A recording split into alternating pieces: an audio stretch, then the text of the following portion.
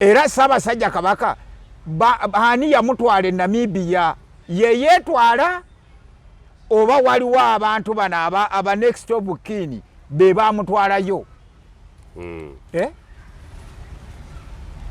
naye kyenjagadde Obuganda bumanye nti mu muzibu Azaalampanga ng'eyokebwa Wasajja yalinamu omuki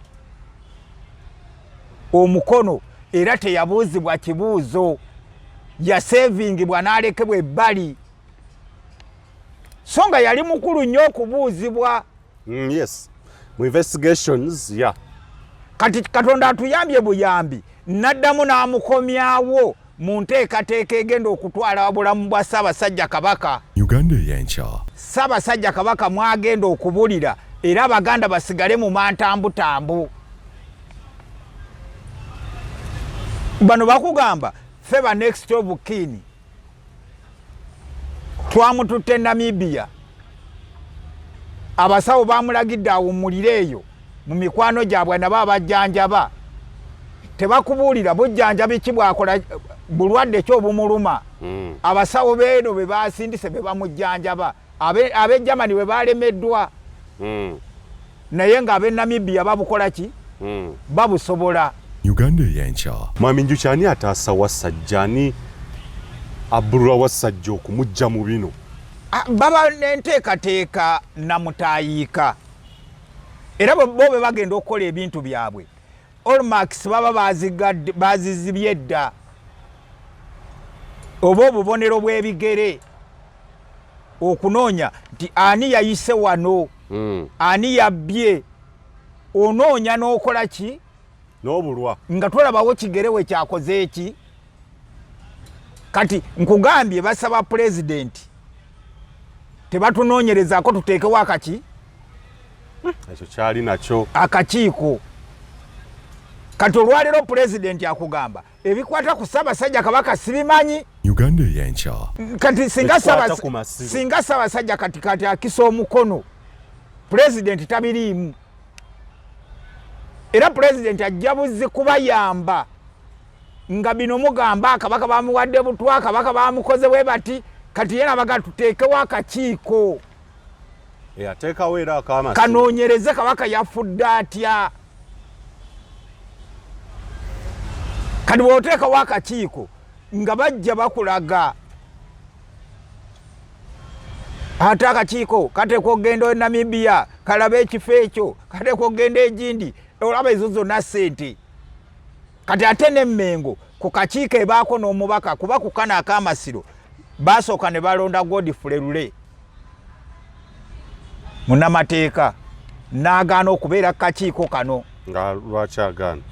Ye yawa ensonga ze nti Ssaabasajja Kabaka bwe yamulonda n'amugamba tajja kusobola mukosefu yali mugezi. kati ne balonda Damiano Lubega. Uganda y'enkya. Era ekyasembayo Namika ne bamugoba muki Kasamayega yafuuka Katikkiro Namika n'amulwanyisa ne bamugoba mu masiro. Kyekyali ekigendererwa ekikulu era lwe lutalo olwali mu kwokya muzibu Azaalampanga kugoba Nnaalinya maki olutalo ne baluwangula ne bamulinnya ku nfeeti. Uganda y'enkya. Ssaabasajja Kabaka tagenda kwawukana mu kukisa omukono tagenda kwawukana na nteekateeka yaliwo olwe baayokya muzibu Azaalampanga. Mwami Njuki bigenda byonna mu maaso byonna ebiriwo olabya ddala script wa copy and paste ya script yonna y'okwokya muzibu Azaalampanga e Kasubi bebigenda okuddingana noba byaddiŋŋanye byebiddiŋŋanye bwe baayokya muzibu Azaalampanga abantu bonna abaali mu bintu babajjamu. otegeeza ki bonna abaali mu bintu? Akakiiko ke baateekawo kanoonyereze ne bakagamba nti abakungu ba gavumenti bokka ye Mmengo be bagenda okuwa obujulizi mu kakiiko k'amasiro. Kozi akakiiko ani yakateekawo? Pulezidenti Museveni yatuula n'ab'e Mmengo ne bakkaanya. Poliisi yali egenda okubuuliriza omuliro guno gwavudde ku ki. Ab'e Mmengo ne bagamba pulezidenti poliisi tetubuulirizaako.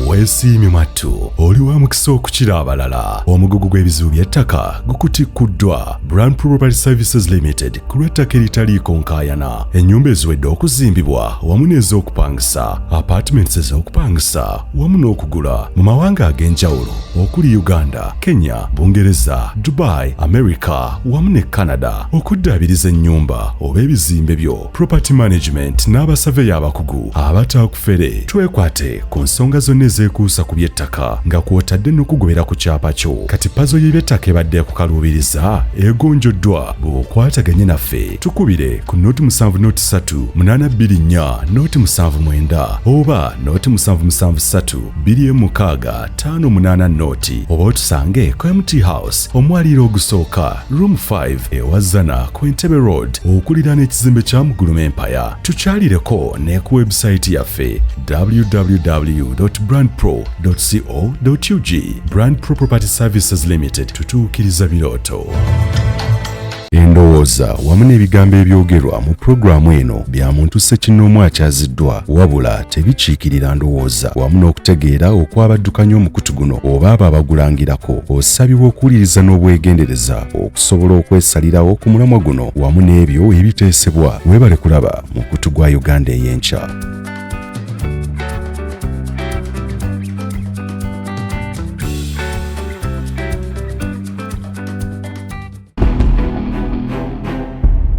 Uganda ey'enkya.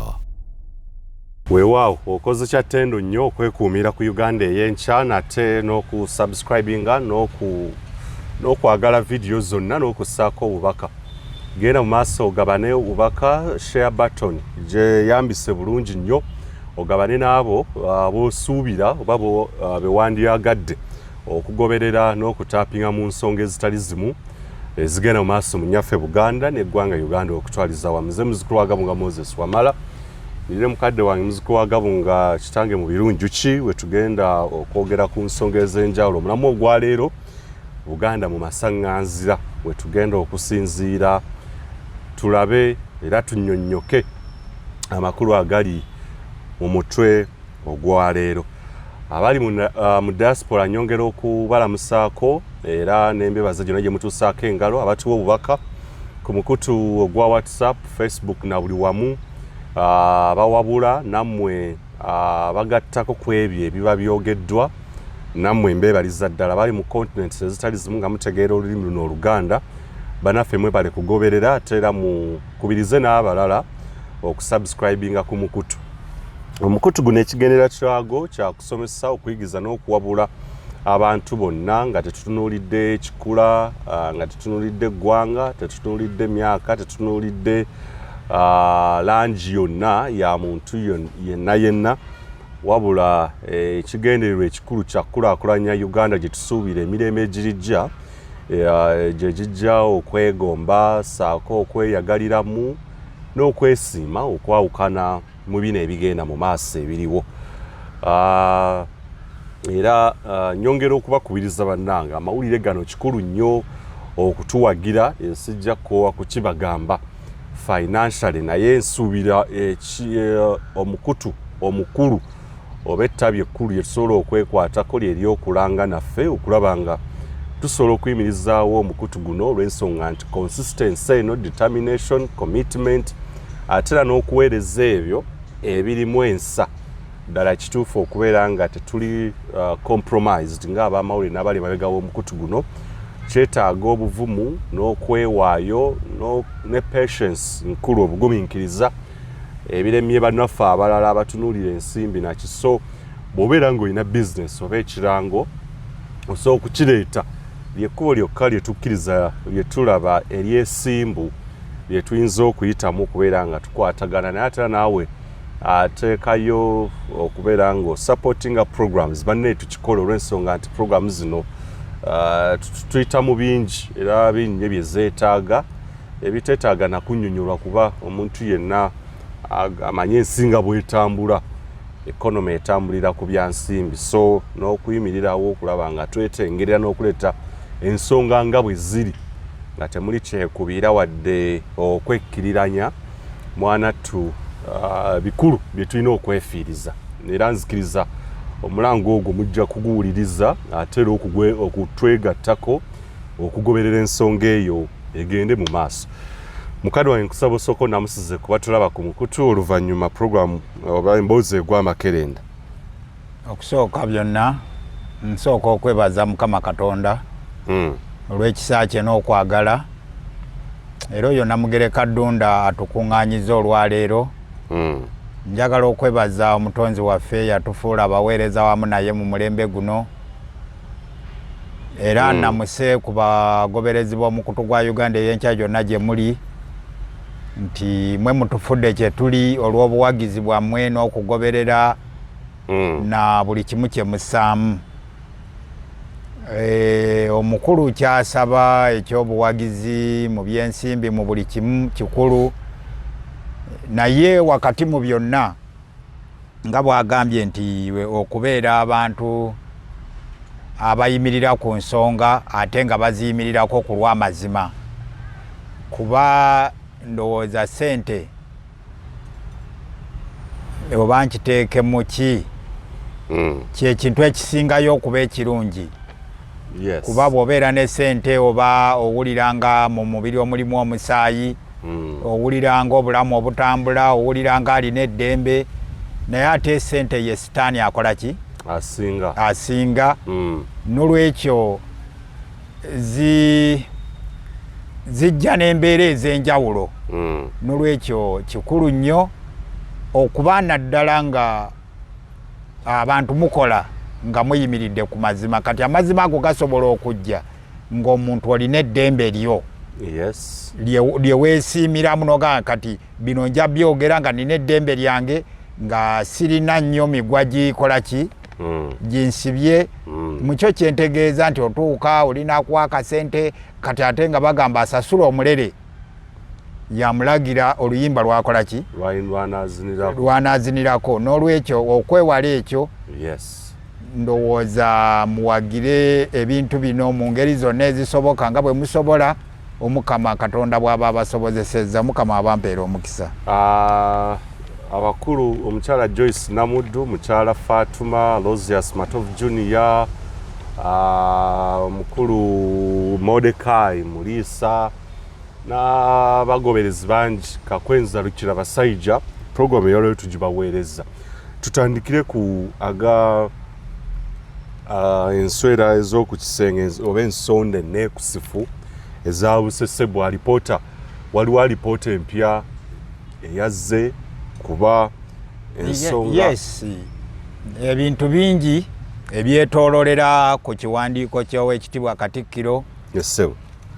Naye waliwo ekiwandiiko ndowooza nakikuweerezaako ku mukutu gwo kye nafunye ekikwata ekyabalangira abakulu b'emituba nga balina okwemulugunya kwabwe era okwemulugunya okwo ndowooza kumpi ku Ssaabasajja Kabaka yakyogera nti ye yeewuunya buli lwawuliriza Abaganda nga boogera kumpi asanga boogera ekigambo kimu naye nga bali mu bifo byaki byanjawulo. Kakati pulogulaamu yaffe gye twakoze emabega kumpi ojja kusanga ng'efaanagana n'ekiwandiiko kino nga tulinga abasoose okutuula awamu netukkaanya ku bye tugenda okukola ki okwogera. N'olwekyo mbadde nsaba osooka otuyise mu kiwandiiko ekyo ekyabalangira abakulu b'emituba n'oluvannyuma tulyoke tweyongereyo. Mpozi ekirala Ssaabasajja Kabaka ndowooza naye okufaananako bajjajjaabe alina okulanga kwe yalanga bwe yali ng'agenda mu mbeera eno eriwo. Yasinziira mu lukiiko lwa Ssaabasajja Kabaka olw'amagezi olw'Emmengo n'agamba nti abakulembeze mukole ebintu mu bwesimbu abantu baleme obajjamu obuki obwesige. Ate n'akubiriza n'abantu abakulemberwa babeere bakalabalaba b'abakulembeze baleme kukola bikyamu nga babitunuulira buki butunuulizi n'olwekyo ebigambo bye nabyo bwe nabadde mbitunuulira mu lipooti zaffe nalowoozezza nti nno kwali kulanga kwa Ssaabasajja Kabaka eri Abaganda ate lwe lukiiko ndowooza olukyasembyeyo tetumanyi binaddirira bwe yali agulawo omwaka gw'olukiiko ndowooza iziti olwasatu mu olumu esebo ekiwandiiko kye nnina kya nnaku z'omwezi 19 omwezi gwa mukaaga mwaka 2024 kiraga nti kyavudde mu ofiisi y'abakulu b'emituba mu lulyo olulangira omulamwa okutangaaza Obuganda ku bulamu bwa Ssaabasajja Kabaka okusinziira ku kiwandiiko ekyafulumizibwa nga 18 Ssebaseka 2024 okuva mu ofiisi ya Katikkiro Charles Peter Mayiga nga kino kyogera ku bulamu bwa Ssaabasajja Kabaka wa Buganda olulyo olulangira lwagala okutangaaza ku bino wammanga obwakabaka bwa Buganda butambulira ku masiga 3 era geegano wammanga okusinziira ku bukulu bwago olulyo olulangira nga lukulemberwa Ssaabalangira abataka ssentebe waabwe ye Kabaka abaweereza nga bakulemberwa Katikkiro ye masiga 3 ekiwandiiko kiraga bulungi mbu olulyo olulangira lwakiikirirwa ekitali kituufu n'akatono ensonga endala eri nti Omulangira David Kintu Wasajja talina buyinza na buvunaanyizibwa bwonna kukiikirira lulyo lulangira nga Ssaabalangira wa Buganda waali kino kikolebwa kunafu ya Siga Dangira n'olulyo Siga ly'Abalangira anti nsoma nga bwe babiwandiise kino kikolebwa kunafu ya Siga Dangira bwe kyawandiikiddwa naye gwe kati kitereeze ng'omusomi Siga ly'Abalangira kuba tewali Siga Dangira essiga ery'Abalangira oba essiga ly'Abalangira n'olulyo okutwaliza awamu ekintu ekitayinza kusoboka n'akatono twagala okutegeezwa Obuganda nti Kabaka wadde atawaanyizibwa n'obulwadde mulamu era tumuwuliza kinajjukirwa nti Katikkiro yategeeza Obuganda nga Kabaka bwe yali atawaanyizibwa alaje ekitaali kituufu ekituufu Kabaka yeetaaga essaala zaffe si kituufu Katikkiro okutegeeza Obuganda nti amawulire agakwata ku Ssaabasajja gava wuwe nga waliwo abataka n'olulyo olulangira nga amasiga gano gombi ge gakola Obuganda twongera okutangaaza nti Ssaabalangira yekka so si David Kintu Wasajja yayogerera olulyo olulangira era olulyo olulangira lulina obukulembeze bwalwo okugeza bannaalinnya n'abalangira abakulu b'emituba nga bano be baana b'Abassekabaka tusuubira nti ensobi eno ey'obwannakigwanyizi teddamu kukolebwa kubanga ekkakkalabizo lya Katikkiro terironda mwogezi oba mukulu wa lulyo olulangira kyateekeddwako omukono Kikulwe Alex ye ssentebe w'abalangira abakulu b'emituba era ne bakopinga ebbaluwa eri Ssaabasajja Kabaka ekkakkalabizo lya Katikkiro ekkakkalabizo ly'abataka Omulangira David Kintu Wasajja bannaalinnya omukubiriza w'olukiiko lwa Buganda saako ne Ssaabalangira kyekyo ekiwandiiko so biki byojja mu kiwandiiko kino kati mu kiwandiiko ekyo onyinza okugyamu ebintu 2 oba 3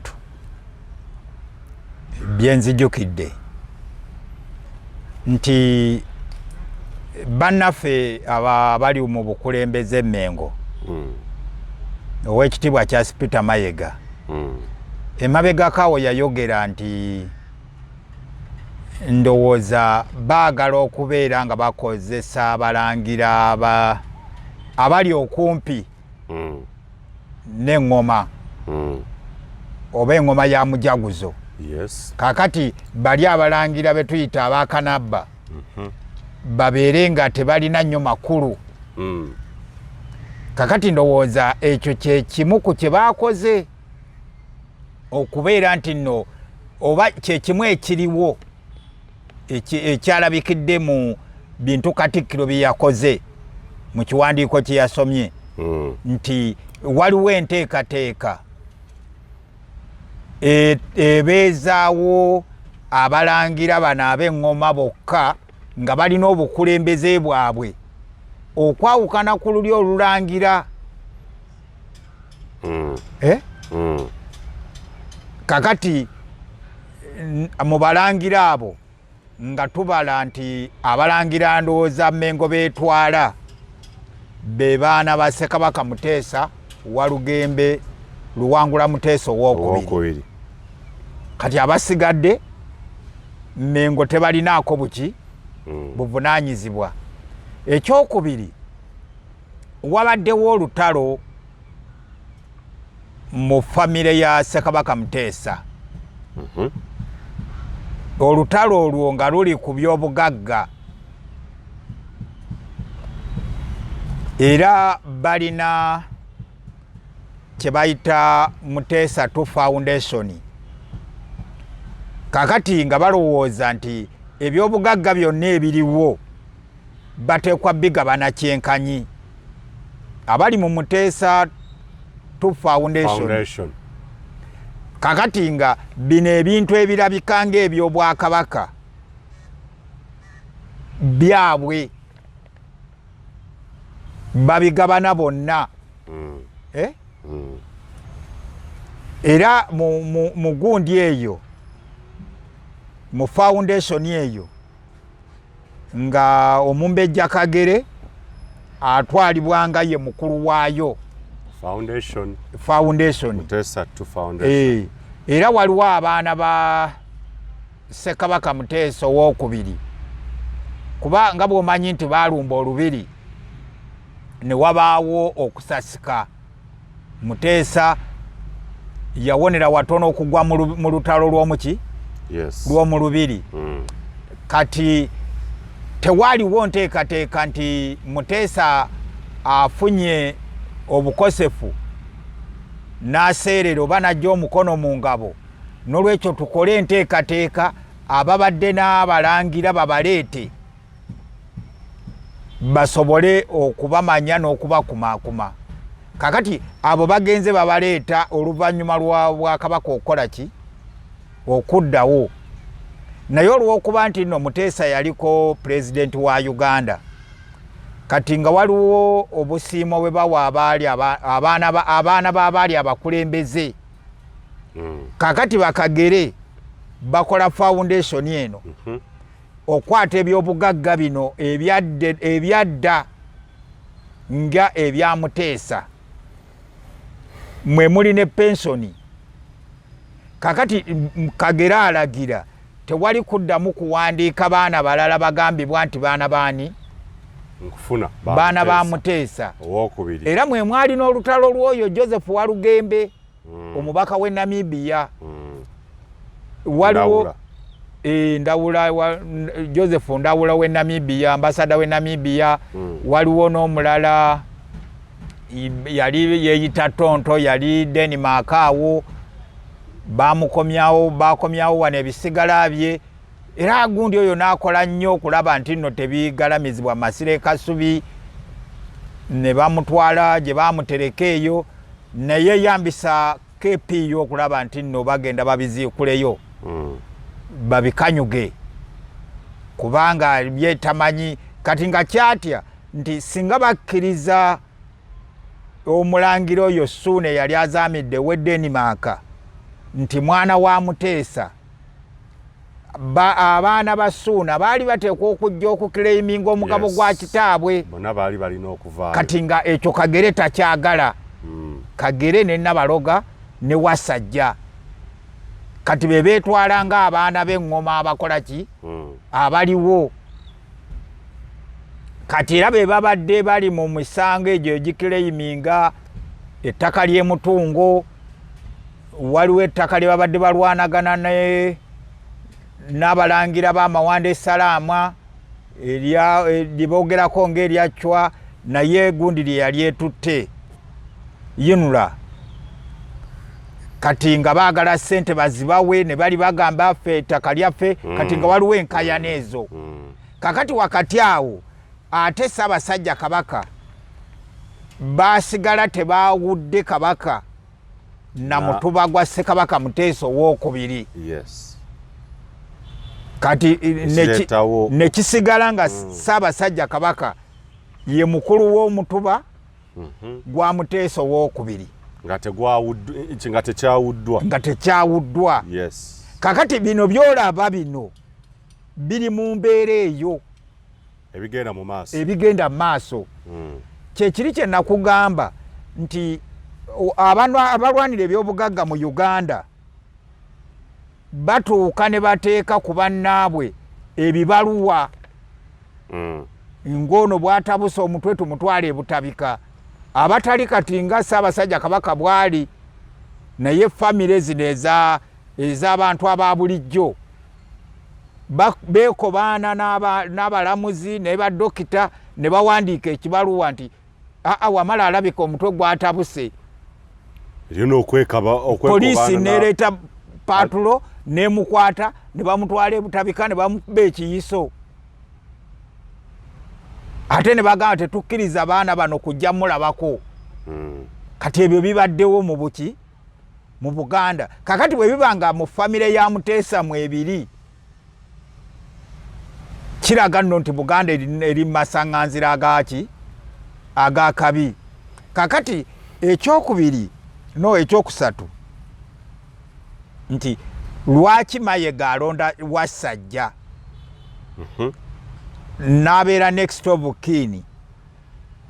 Yelinda kati ani alonda ba next of kin? Bali manyi Kabaka ye yakyekolera anti bano abafamire ne gurupu y'Abamayiga, kuba Mayiga alina bakiikirira. Waliwo kati bwe baali bakomezzaawo Obwakabaka baagaana okuteesa ku Bwakabaka buddewo ne bateesa ku Ssaabasajja Kabaka naye addewo ng'omuntu ne bakifuula Corporation Solo. Naye Corporation Solo nga ebintu ebyo tegenda biddukanya nga trust ya Buganda.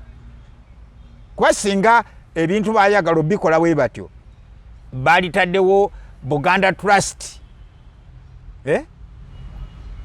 oba Buganda Corporation nga abantu abali n'obuvunaanyizibwa mu nnono ne mu buwangwa bwaffe abali kalicho bali signatory ku biwandiiko ba ku instrument eza Corporation Solo.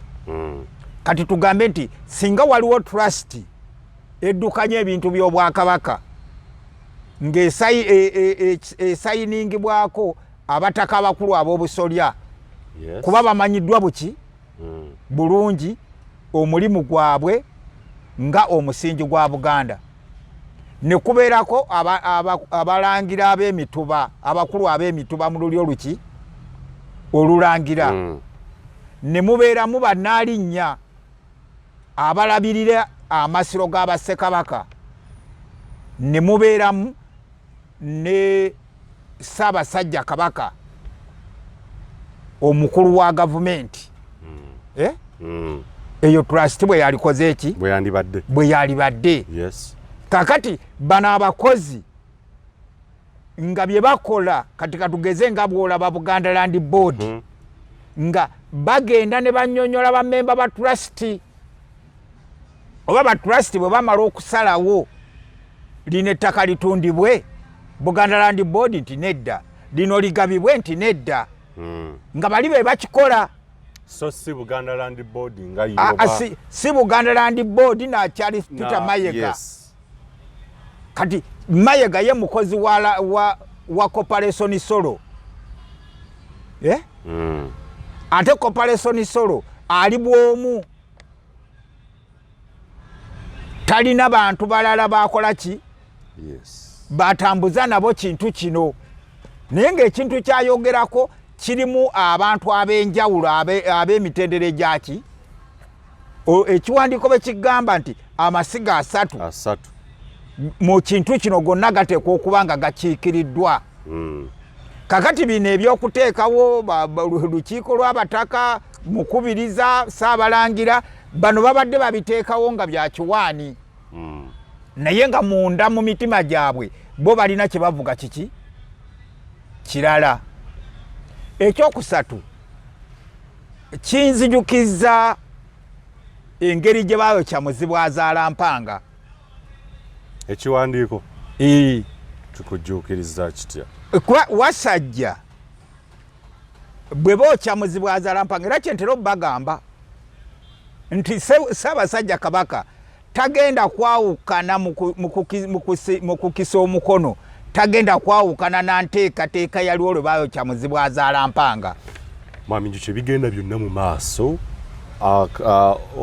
byonna ebiriwo olabya ddala script wa copy and paste ya script yonna y'okwokya Muzibwazaala Mpanga e Kasubi bebigenda okuddingana noba byaddiŋŋanye byebiddiŋŋanye bwe baayokya Muzibwazaala Mpanga abantu bonna abaali mu bintu babajjamu. Otegeeza ki bonna abaali mu bintu? Akakiiko ke baateekawo kanoonyereze ne bakagamba nti abakungu ba gavumenti bokka ye Mmengo be bagenda okuwa obujulizi mu kakiiko k'Amasiro. Kozi akakiiko ani yakateekawo? Pulezidenti Museveni yatuula n'ab'e Mmengo ne bakkaanya. Poliisi yali egenda okubuuliriza omuliro guno gwavudde ku ki. Ab'e Mmengo ne bagamba pulezidenti poliisi tetubuulirizaako. Kinziriremu ekyo? Poliisi okusinziira ku bujulizi Jeno Kayihura bwe yawa mu kakiiko bamubuuza lipooti ya poliisi eriwa n'agamba twali tubuuliriza tutandise okubuuliriza. Ab'e Mmengo ne bagamba pulezidenti poliisi tetubuulirizaako, tuteekewo akakiiko akeetengeredde kanoonyereze ekivuddeko okwokya enju eno. Okubeera exact, ab'e Mmengo twogera ku baani abaatuukirira pulezidenti? Ab'e Mmengo tutegeeza obukulembeze. Amannya ogajjukira baani specifically? Anti mu kiseera ekyo waliwo Ssaabasajja Kabaka Ronald Muwenda Mutebi, Katikkiro Jebbi Walusimbi, Charles Peter Mayega yali akolanga minisita w'amawulire, Apollo Makubuya ng'akolanga Antone General, Jebbi Walusimbi mwogedde ne abakabineti abaki naye kati bano be baali abakulu. Minisita wa obwo bwe bujulizi bwa Kayihura bwe yawa mu kakiiko. Ssaabasajja Kabaka tuyina Katikkiro Jebbi Walusimbi, tuyina minisita w'amawulire n'Atone General Ssaabawolereza. Obujulizi obulala nze bwe nnina mbujja kumukubiriza w'olukiiko lw'abataka biseera bye yali jjajja Nakirembeka, Inginiya Nakirembeka Waliggo. Abasajja abaanoonyereza ku kwokya Amasiro bajja mu lukiiko lw'abazzukulu okutubuuza bye twali tumanyi ku mbeera ku Muzibwazaala Mpanga. Si ku muliro? Ku Muzibwazaala Mpanga. Kati nga bw'olaba bwe njogera ku Kabaka nti singa wabeerawo ekizze waliwo asobola okujja naga nti Njuki abadde ayogera ku Bwakabaka tugende tumubuuze. Kati bajja okubuuza mwe mubadde mwogera ku nju eno, mubadde muwandiika ebiwandiiko bye tulabye, ne tubawa kye twali tukola ki tumanyi. Era batusaba basobola batya okufuna woofiisi y'abataka b'obusolya. Batwababuulira obukulu bw'abataka baki b'obusolya n'abasiiga babeere Kasubi n'obukulu bw'Amasiro. Naani mu Masiro ateekwa okubeera omukulu waago na lwaki abeera mukulu. Kati kyabawaliriza okutugamba twali agadde okulaba abataka ba Buganda, kati ne tubagamba abalina woofiisi yaabwe. Era nze nabakulembera ne tugenda ne tuyingira mu woofiisi y'abataka b'obusolya nga mulimu Inginiya Nakirembeka Waliggo. Abasajja ne bamweyanjulira ffe tuli banoonyereza ku kwokebwa kwa Muzibwazaala Mpanga. Waliggo n'addamu nga wendi nti gavumenti yatugaanye okubeerako kye twogera. Gavumenti y'e Mmengo aba gavumenti be bagenda okuwa obuki obujulizi ne tugenda ne Wasajja nga taliyo kuba Wasajja twamuleeta olw'okuba batugamba nti mu kiseera ekyo we bayokera muzibu azaala mpanga nga 13 lwali lwa 2/2010 Wasajja yatwalayo amakula agali gamuweereddwa Ssaabasajja Kabaka agatwalira abazaana baawa Bekasubi. Kakati we baleeta Wasajja bw'aleeta amakula omwali ebyokulya ennyama na biki abazaana olw'essanyu bakuŋŋaanira waggulu wano awali enju ya Naalinnya w'amasiro g'e Kasubi ey'omunda kuba alina ebibanja bibiri alina embuga y'obwa Naalinnya eri ebweru w'olubiri lwa muzibu azaala mpanga lwa Kabaka kati wali we wali olubiri lwa Naalinnya eyo gigireke naye jangu munda awali enju erimu eŋŋoma gye bayita Ndogo Obukaba kati awo we wali akabaga kati bwe babeera akabaga ako ku ssaawa nga 1:30 omukyala atunula emmanga mukyala ki bano abakyala b'Abakabaka kuba kuliko abakyala babeera ku kisanja engeri gye mulimu bassekabaka abana kati kuliko buli kisanja nga bw'omanya ebyamaka nti babasaliranga ebiki ebiyungu kati bano mu Masiro bakiyita ekisanja abali ku kisanja abamuteesa ow'olubereberye aba Daudi Chwa abamwanga n'abamuteesa ow'okubiri omu ku bakyala alengera omuliro emmanga akuba enduulu agamba bannange muzibu azaala mpanga ekola ki ekutta omuliro naye ng'ekutta omuliro ku ludda luno olw'ekyengulu bw'oba oyingira mu Masiro ku mukono ogwa ddyo we wali wakutta omuki akabaga kaaliwa ekyengulu era ku mukono ogwa ddyo bw'oba oyingira va mu bujja bukula kirira otuuke we bateeka bendera n'enju y'eŋŋoma gye bayita Ndogo Obukaba kirira mu lubiri olw'omunda olwo lwe lubugiriziddwa muzibu azaala mpanga lulimu n'enju z'abakyala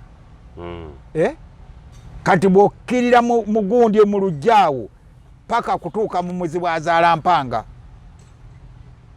kati ku mukono ogw'ekyengulu kwe kwali akabaga era omuliro gye gwatandikira naye waggulu mita kuba bapima mita ndowooza zaali 100 era baali banoonyereza beewuunya nnyo abasajja obukugu bwe bakozesanga abaazimba muzibu azaala mpanga nti bagipima okuva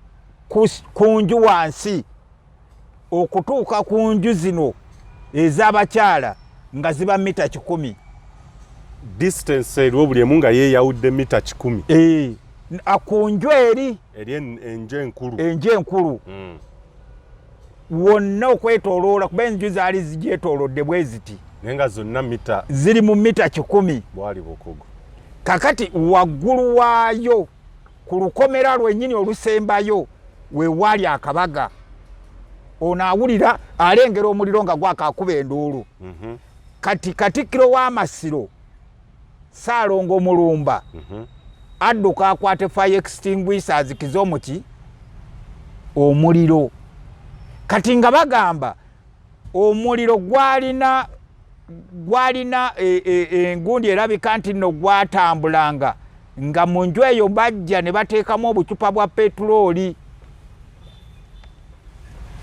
oba ekintu ekirala ekisika omuliro ennyumba bagyetoolooza obuntu obusika omuliro kati gwe kitwale nti petulooli naye nga bamuteekamu bwe basimba wano ne bagenda ne basimba ne wali ne bagenda ne basimba ne wali ne bagenda ne basimba okujetoloola kati gwe bwoba ozikiza wano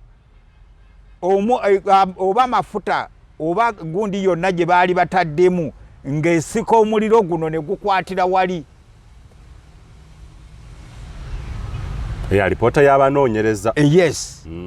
Kakati mwekyo nga kitegeeza nti enteekateeka z'okwokya enju zaali zaapulaaningibwa era nga baapulantinga omuntu oba eiza ku bakozi b'omu masiro ng'omu ku bo baamuwa omuki omulimu ogwo agukole nga ye yatwala obuntu obwo n'abuteeka mu muzi bwazaala mpanga. Essebo ekibuuzo ekikulu kati nnyo abanoonyereza abaali ku Kabaga bonna baabayita oba kale bonna abaali musoke tuve ku Bakabaga bonna akakiiko kali akaateekebwawo bonna baayitibwa abaliwo okuyita abaki kale bannaalinnya Katikkiro w'Amasiro mu bufunze kankigatta omuntu bonna abaalimu mu kaseera ako ng'ennyumba enkulu ekwata omuliro nga Misoga gakwata omuliro akakiiko kaabayita bonna okubabuuza kaabayita naye akakiiko nze bwe nakatunuulira kalinga embwa enkambwe naye ng'eri ku lujegere. Obukiiko bwa Uganda bwe buba kale bwe buba naye lwaki nkugamba ebintu bino nti akakiiko kalina bwe bakateekawo kalina kye kalina okukola kuba akakiiko nga bw'okatunuulira ennyo baali bakateereddewo omuntu ogwo n'alinnya w'amasiro ago sikwali kubuuliriza kukwokya muki kukwokya nju naye baali banoonya tweyambisa tutya akakiiko akakiiko katuyamba okuteeka ku muntu omusango. Waliwo embiranye emabegako oba okusika omuguwa? Waliwo okusika omuguwa wakati wa Nnaalinnya Beatrice Mpologoma Namika Nnaalinnya wa Muteesa ow'olubereberye. Nga kuva kuki?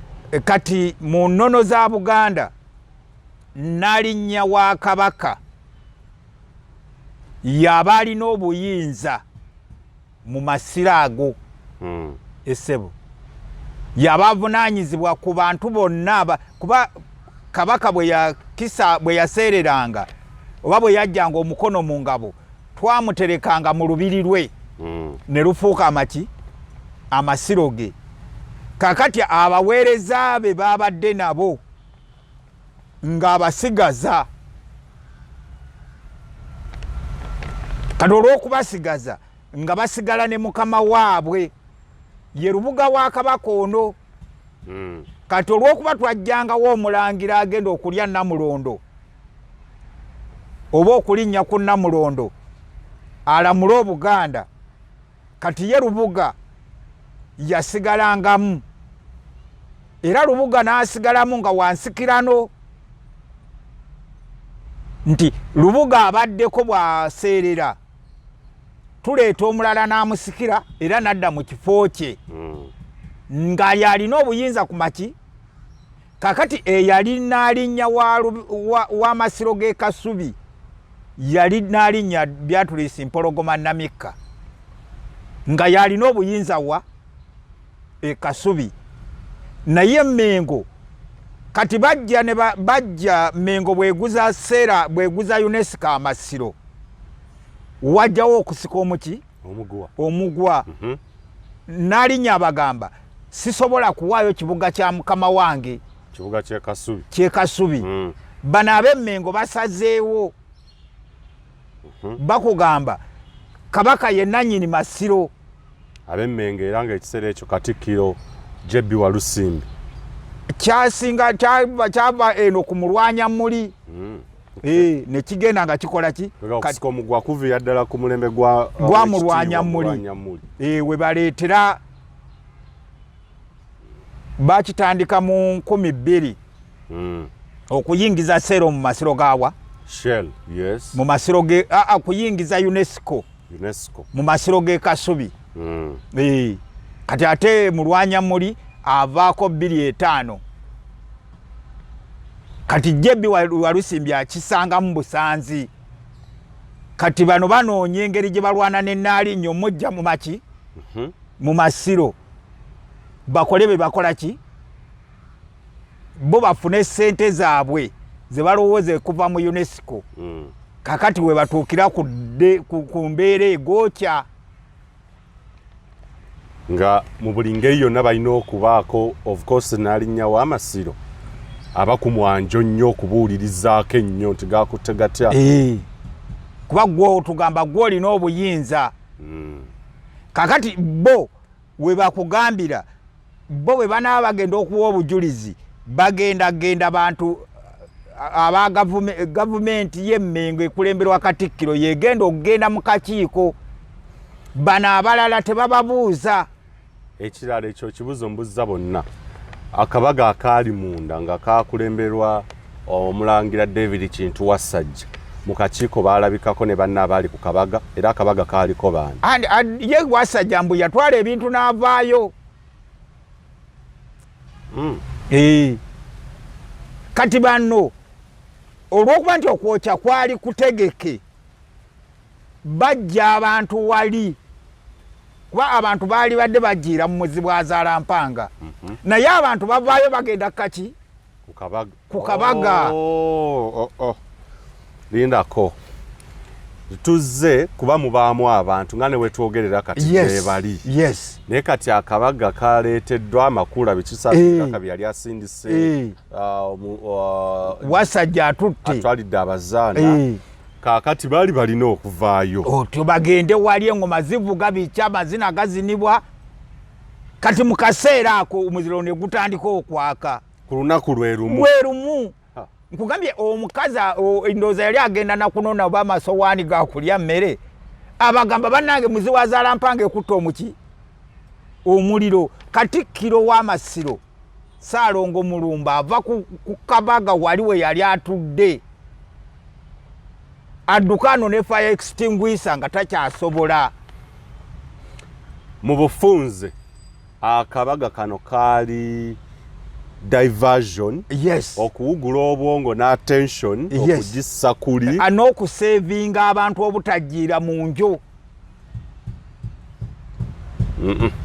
Mu kunoonyereza si kusevinga mu kunoonyereza kwange si kusevinga mwami Njuki kwali attention ne diversion amasanyu excitement byonna biki embuutu zivuga wali wonna abantu bagize wali eri attention yonna okwawukanako singa temwali mu kabaga otyo. Yes, kati akabaga kano sini baji creatinga embuutu wali zivuge tuli tugira tulaba omupiira naki eno mukutegeera kwange tekyakyakusenga kyali kyaku driving attention. Abakulu David Kintu Wasajja mu kakiiko teyagendayo bagenda abakulu basatu gwe sooka onsomera akapapula ako. Bannaffe tukyali mu program Buganda mu masaŋŋanzira zijja kuba nazo episode bukedde wa Lwakuna January oba Gatonnya wa 2021 nga 2 omuko gwali gwa 2011 nga 2 omuko gwa 11 byawandiikibwa Benjamin Sebaggala. Kale yawandiika bw'ati: Katikkiro wa Buganda Engineer John Baptist Walusimbi alumiriza nti omuliro gwayokya amasiro guliko eyagukuma kubanga ye nga inginiya omutendeke bwe yatuuka e Kasubi nga amasiro gaaka yasanga gufuuwa ennimi eza bbululu ekitali kya bulijjo omuliro ogufaanana gutyo okuva mu ssubi. Bino yabyogeredde mu kakiiko akakulira omulamuzi George Engwawu akabuuliriza ku masiro erugogo ku Lwokusatu gye yalabikidde ne Ssaabawolereza wa Buganda Apollo Makubuya ne Minisita w'Amawulire n'ensonga z'olukiiko Charles Peter Mayiga okuwa obujulizi. Katikkiro yagambye nti amasasi ge baakubira mu masiro ekiro ge gaamugobayo ng'alaba embeera mbi era yayitira mu bitooka okutuuka we yasimba emmotoka ye okwetegula ekibabu. Yagambye nti Mmengo terina mbalirira ku masiro kubanga terina ssente zimala okugiteekawo kuba kutuusa mukolo. Bwe yabuuziddwa ku nkolagana Nnaalinnya Namika gy'abadde nayo ne Mmengo yagambye nti Namika abadde mukyala muzibu okukolagana naye. Ekya ssente eziva mu mulongooti oguli ku ttaka ly'olubiri lwa Nnaalinnya yategeezezza nti Mmengo tefuna bukadde butaano nga Namika we yategeezezza mu lukiiko oba mu kakiiko. Minisita Makubuya yagambye nti ettaka ly'amasiro terikyaliko nkaayana yonna ne poloti gye baali baaguzizza kampuni ya Shell baagisazaamu abantu tebasaanye kweraliikirira. Ekyakavuyo akaalimu okukuba abantu amasasi yagambye nti yalabula amyuka akulira bambega ba poliisi Sakira nti ab'amagye abajja mu masiro baali bagenda kuleeta akavuyo naye tebaamuwuliriza. Minisita Mayiga yagambye nti ekiremesezza oba ekiremesa abantu abamu okutambuza emirimu gyabwe kwe kwewanika gye batali n'osanga nga minisita yeeyita Katikkiro n'agamba nti awo wabeera walina okubaawo obukuubagano. Yagambye nti enkaayana ezaaleetera abambejja okuli Nnaalinnya Namika Nakabirye bawandika Nakabiri ndikinabya Nakabiri Muggale Nkinzi ne Nabweteme okuteeka envumbo ku ttaka ly'amasiro ye takyewuunya kubanga mu byafaayo by'Obwakabaka obutali bwa Buganda bwokka muzze mubeeramu enkaayana. Yakkaatirizza nti ettaka ly'amasiro libeera lya Bwakabaka ate Kabaka ali ku Namulondo n'aba omuyima waalyo era n'annyonnyola nti kino kiyinza okuba nga kye kibuzaabuza bazzukulu ba Ssekabaka Daudi Chwa ne baliyita eryabwe kubanga yaliko omuyima waalyo. Munnamateeka Chebrion Barishaki yagambye nti yagambye Mayiga nti Mmengo waliyo omukungu eyavaayo n'awakanya emirimu gy'akakiiko kano mu lujjudde wabula Mayiga n'ayanukula nti eyakikola baamukangavvula wabula tebaamwatuukiriza. Omulamuzi Engwawu yawadde gavumenti ey'Emmengo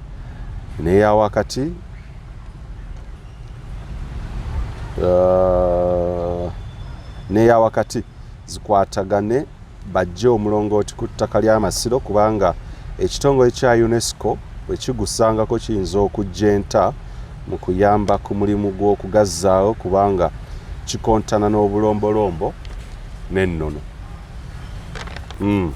Kakati kikye tujja mulimu ebintu bibiri. Ekisooka omuntu gwe bataayatuukiriza yali Yusufu Nsubuga Nsambu.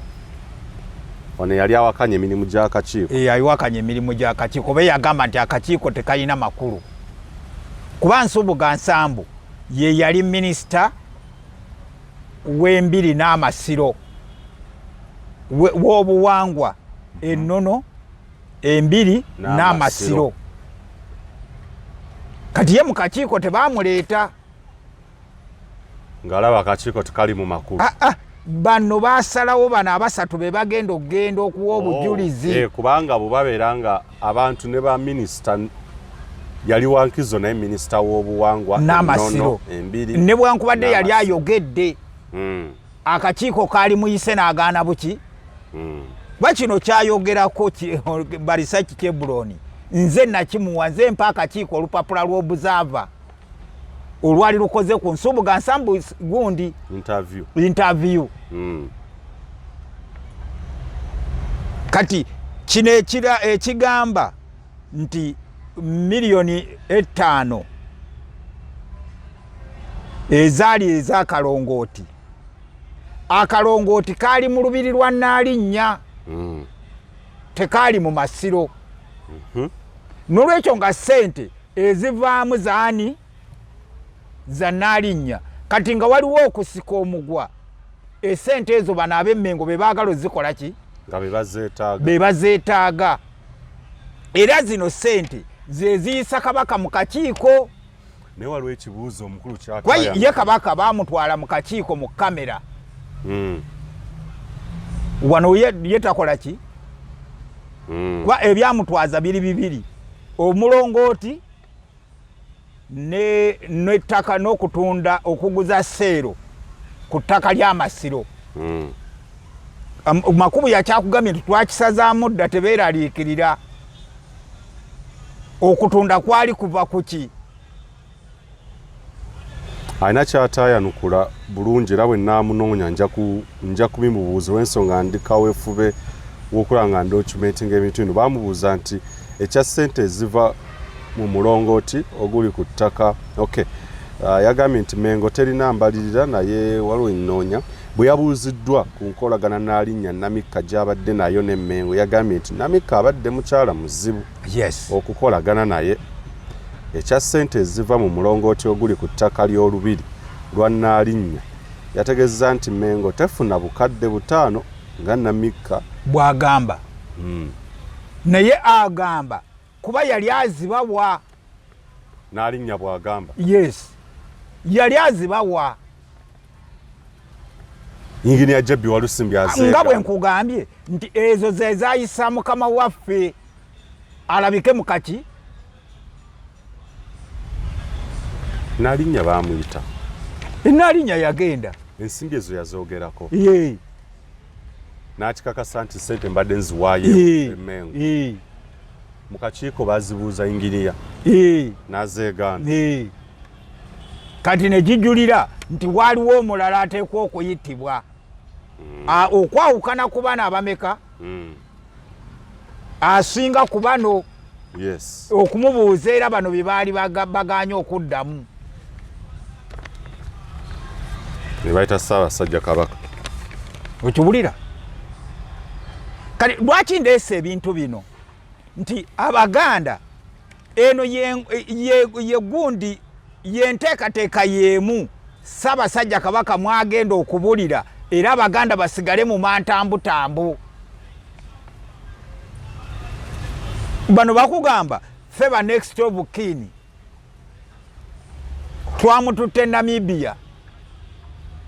Abasawo baamulagidde awummulire eyo mu mikwano gyabwe nabo abajjanjaba. Tebakubuulira bujjanjabi ki bwakola bulwadde ki obumuluma. Abasawo beeno be baasindise be bamujjanjaba. Ab'e Germany bwe baalemeddwa.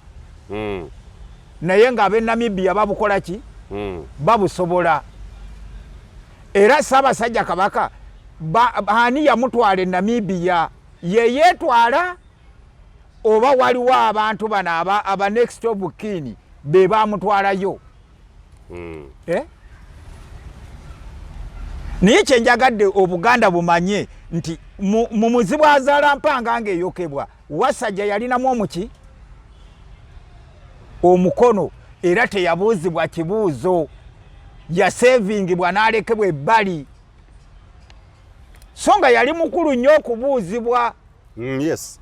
Mu investigations, yeah. Kati Katonda atuyambye buyambi. N'addamu n'amukomyawo mu nteekateeka egenda okutwala obulamu bwa Ssaabasajja Kabaka. Katusimbe wakati kati nnyo ddakiika ntono nnyo nzije tuwumbewumbe programu ey'olwaleero. Temuvaawo. Nze Hajji Ashraf Simwogerere, omuwandiisi ate era omuzannyi w'emizannyo. Mu bitabo by'empandiika bikwatagana ku bulamu buffe bwa bulijjo oba nga luyita social, political and economic. Oyinza okusoma ebitabo byange nga otusinkana ku WhatsApp yaffe eri 0756 12 65 15 nga osobola okusasula omutwalo gumu n'ekitundu buli mwezi. Waliwo comments oba emitwalo 2 nga omutali comments. N'awalala oyinza otusinkana ku Amazon ku Simwogere Ashraf Kindle. Nkwaniza nnyo otusinkane era n'ebitabo byaffe osobola bifuna hard copies okuva ku Mukono Bookshop oba okulagiriza ku WhatsApp namba eyo oba enamba yaffe eyo gye nkuwadde. Nkwagala nnyo. Mwami Njuki ani ataasa Wasajja ani abulwa Wasajja okumujja mu bino?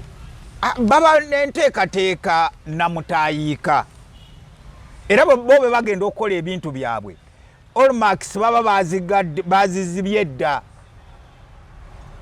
oba obubonero bw'ebigere okunoonya nti ani yayise wano ani yabbye onoonya n'okola ki n'obulwa nga tolabawo kigere we kyakoze eki.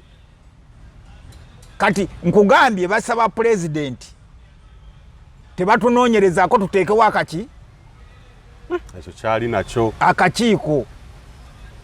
Kati olwaleero pulezidenti akugamba ebikwata ku Ssaabasajja Kabaka sibimanyi. nga luli ani yateekawo akakiiko? Pulezidenti n'ab'Emmengo. Kati ebikwata ku Ssaabasajja Kabaka sibimanyi.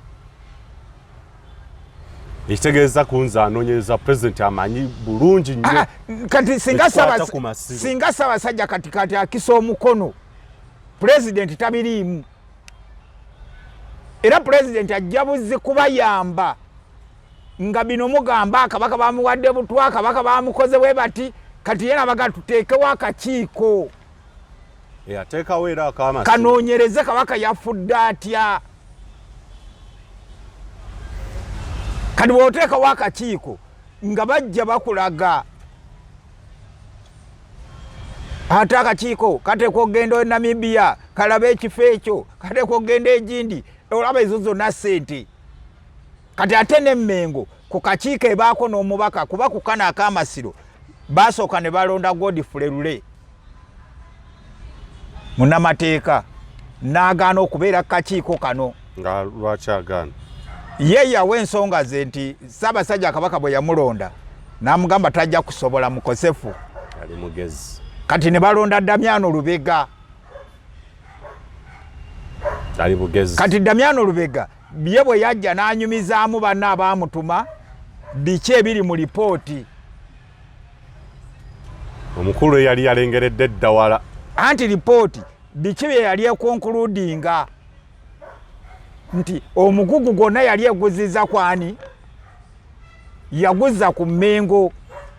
Obulagajjavu n'obutafaayo obw'okwokya enjumuzi bw'azaalampanga buli ku mikono ku mutwe gwani? Gwa Mmengo. Kati ebyo Damiano Lubega abigamba bano. Kati lipooti yali teteekwa kulabika. Alipoota pulezidenti yagirina. Era singa Ssaabasajja Kabaka God forbid singa embeera embi egwa Buganda essaawa eno gye tulimu era nga bateekawo akakiiko.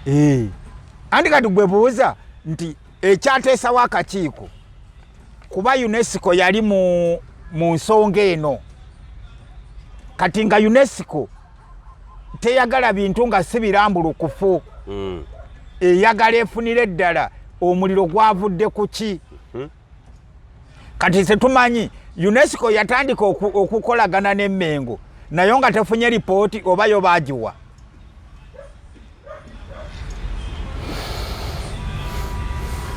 Kakati nze bwe mbagamba nti amasiro g'e Kasubi kuba galimu yiika poloti 7 kuliko yiika 2 ezo za UNESCO okutudde Muzibwazaalampanga n'ekibuga kya Kasubi.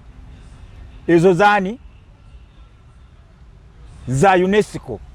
Era ono mu lipooti akumanya Chebron akugambye singa engwawo singa gavumenti n'Emmengo tebakwatagane UNESCO ebintu bino eyinza bivaamu sente ne zibafa. Kati bakwatagana bafune ki. Era ekyasembayo Namika ne bamugoba muki. Kasamayega yafuuka Katikkiro Namika n'amulwanyisa ne bamugoba mu masiro. Kyekyali ekigendererwa ekikulu. Era lwe lutalo olwali mu kwokya Muzibwazaalampanga kugoba Nnaalinnya maki. Olutalo ne baluwangula ne bamulinnya ku nfeeti.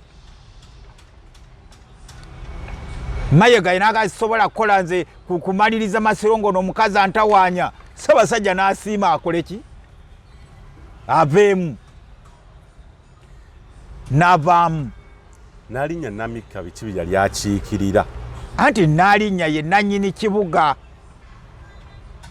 nkugambye nti Kabaka abeera ne lubuga we ekyo ebyo namitegedde kakati Kabaka bw'aseerera tumutereka mu njuye enkulu eba mu Masiro kakati Nalinnya we n'asigalawo ng'alabirira ekibuga kya mukama we n'abaami ababadde baweereza Kabaka oyo afuuse eki Ssekabaka era ono Mayiga aleme kubalimba nti Kabaka ye patroni Kabaka mu Busiro essaza lya Busiro Kabaka yonna amasaza gonna agalambula naye essaza limu lyatakola ki lyatalambula lye lya Busiro akyalamu likyale kuba eryo mulimu embiri z'Abassekabaka kati tasobola kgenda mu mbiri z'Abassekabaka ng'agendayo nga Kabaka yes abayina kukyalayo yes bw'akyalayo asangayo abantu abakulu bannalinnya mu bibuga ebyo bamubuulire emirembe gyabwe gyatambulanga gitya kati Kabaka bw'aba agenda mu Masiro e Kasubi tulina we tumugirako obuyinza bwa Kabaka n'ayingira mu Masiro ng'omulangira bw'atuuka mu Masiro asangayo Nalinnya Namika jjajjaawe n'amulungamya obwakabaka nga bwe bukola ki kati bw'oŋŋamba nti no ono ye muyima w'Amasiro gano ky'oba oyogerako oba tokimanyi tunatandikirawo mu program okwongerayo Buganda mu masaŋŋanzira ekyo wekinaggwera ndowooza tujja kuba tutegedde amasaŋŋanzira gano tugavaamu tutya atakuumira mpeera batukuumire Uganda ey'enkya